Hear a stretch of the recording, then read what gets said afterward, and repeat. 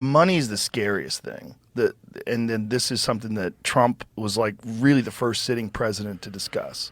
And we talked about that Steve Hilton interview where he said there is a military industrial complex and these guys want to go to war. And to have a sitting president say that out loud, like, hey, what am I going to do?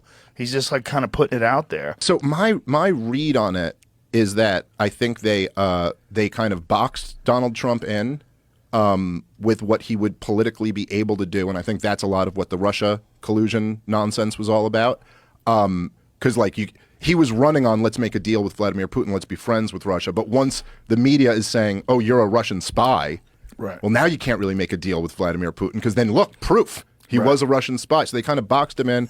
I think they manipulated him, and they lied to him about a lot of the stuff. I mean, there were articles written about how they had misled him about the number of troops still remaining in Syria when he wanted to end that war several different times. I think that it seemed like they really convinced him that Assad had been gassing his own people, and that convinced Trump to bomb Syria a couple times. I don't know exactly what the conversations were like.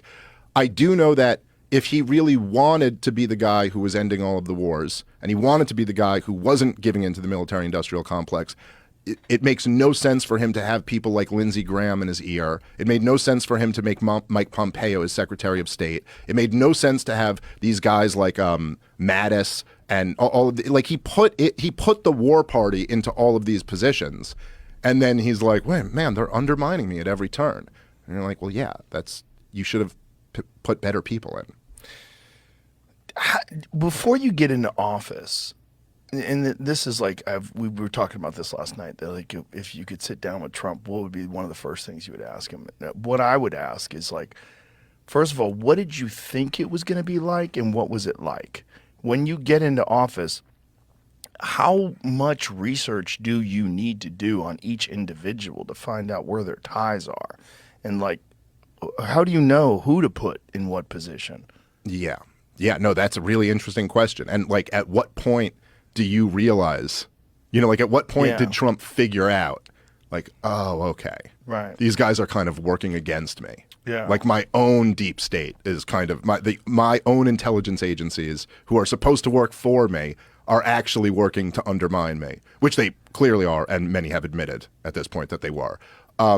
That I'd be really interested to hear what he has to say about there's no better evidence than was it 51 intelligence officials that signed off on the fact that the Hunter Biden laptop was disinformation? Yes, I believe including 4 former heads of the CIA. And it's really something because there's no like demand for accountability for those people. Yeah. Like, hey, explain yourself, like, how did you sign off on this? Blatant election interference, and it's one of these things like, this is why when the Trump supporters who say that they stole the election, believe that the election machines were rigged or that there was ballot stuffing, it's like, even if they're not right about that, which I don't know, I mean, I've never seen compelling evidence that is the case, but it's kind of like, I use the example of like, if you were like, if you're cheating on your wife, and then she's like, like you're cheating on her. And then she's like, I know Friday when you were out, I know you were cheating on me and you weren't that Friday cheating on her. Like, even though she's wrong, she's really right. Like, she might be wrong about that specific day, but she knows, you're like, like they know this whole thing is illegitimate. You're like, you stole it. Right. And they really did. They really did. I mean, they suppressed the October bombshell that would have very likely tipped the election in Trump's favor. Yeah. And tried to make it seem again that Russia was, stealing our elections, which is another major factor in the whole Russia-Ukraine conflict. That, first of all, what an insane provocation of Russia it was for the last 6 years to have not just people in the corporate press, but like the former head of the CIA, like on TV every day saying Russia attacked our democracy. They interfered in our election and then also claiming that they were in a partnership with Donald Trump to steal it from Hillary Clinton. And I heard senators and congressmen and every media pundit, people from the FBI, the CIA, constantly saying on TV that this was an act of war by Russia, that they would say it's worse than Pearl Harbor, what they did. And so if you're, from the Russian perspective, you're sitting there and you see the most war-hungry country in the world, the country that in the last 20 years has fought 7 wars, led to the deaths of hundreds of thousands of people, destroyed nations, and they're out there saying, you just committed an act of war against us. I mean, like, that's quite an aggressive posture, particularly when they all knew it was bullshit. They all knew from the very beginning.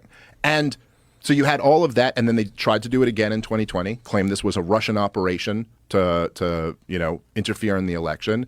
And meanwhile, all of it was actually a U.S. intelligence agency's operation to interfere in the election, just from the other side. It's so crazy. It's so crazy that this is not a mainstream narrative and that the news ignores this. They also ignore during the debates when Joe Biden was saying that, my son didn't make any money over there and I didn't, I have nothing to do with my son's business. Like, it's all lies. It's all easily proven and there's nothing. Yeah. And of course, if Trump, the moderator doesn't push back during that debate and say, excuse me, Mr. Biden, that's just not true. Right. Like, we know there's no pushback on that. They just let him get away with it. And he gets to stand up there and say, hey, look, all of these intelligence officials, they tell them they're backing up my story, that this laptop is Russian disinformation. And I don't know exactly what it is now, but I remember there were they had like opinion polls on this after the Mueller investigation. And it's still an enormously high percentage of Democratic voters believe that Trump and Russia were Trump and Putin were involved in a conspiracy to steal the election. They still believe it to this day because they heard Trump-Russia collusion every day nonstop. And that is a huge part of why they support this war in Ukraine, because they think we're fighting the country who overthrew our democracy and gave us Donald Trump for 4 years. It's all just complete bullshit, but they believe it. It's crazy how prevalent it is because people are just headline readers. Yeah. And the mainstream news is completely captured. Yeah, and to some degree, I'm sympathetic to people who get, propagandized by this stuff, because we do, in general in life, we outsource the overwhelming majority of knowledge to other